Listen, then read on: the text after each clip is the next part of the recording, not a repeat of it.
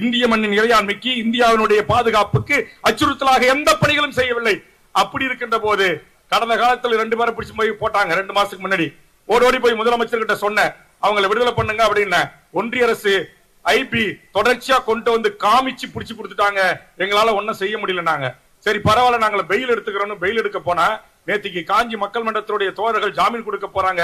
கீவு பிரிவு அதிகாரி உள்ளே புகுந்து மேஜிஸ்ட்ரேட்டை மிரட்டி அந்த ஜாமீன் கொடுக்க வந்தவர்களை விரட்டி அடித்திருக்கிறார்கள். ஜாமீன் நிராகரிக்கப்பட்டிருக்கிறது.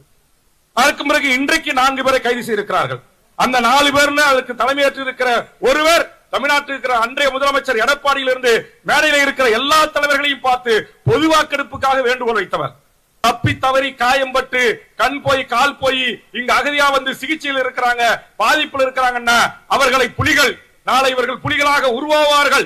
2009 விடுதலை புலிகளின் ஆயுதம் மௌனிக்கப்பட்ட பிறகு இந்த மண்ணில் உயிர் வைத்துக் கொண்டிருக்கிற அந்த முன்னாள் போராளிகளை, தமிழீழ மண்ணை பொறுத்தவரையில் அங்கு பொதுமக்கள் தான் புலிகள், புலிகள் தான் பொதுமக்கள் என்கிற ஒரு நிலையில் தான் தமிழ் ஈழம் அன்றைக்கும் இருந்தது, இன்றைக்கும் இருக்கிறது. ஆனால் அவர்கள் ஆயுத போராட்டத்தை நடத்தவில்லை.